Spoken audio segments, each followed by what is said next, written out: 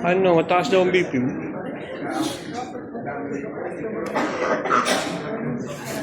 Kanina pa, kinukulit namin si Chator. Okay ka na. Mabuti naman. Nag-grant ba yung security? Saan tayo? Sige ka na sa bahay. Ayun, diretso ka na tayo. Sige, sunod ka lang sa kayo. Ay, kukunan lang kita, ma'am. Huwag ka mag-alala. Alam mo namang, sige lang. Parang wala ako. Pero ano ka? Kaya maghagdan? Di kaya, nahilo. Nahilo siya eh.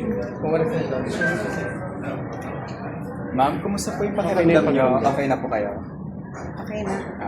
Sa tingin niyo po ba makakadalo naman kayo sa susunod pang hearing o imbitasyon ng Senado? Sorry na bahala. Sorry ah. Anyway. Pero okay na ha? Okay na po kayo. So, nahilo lang po. Tama? Tumaas ang BP lang. Tumaas ang BP.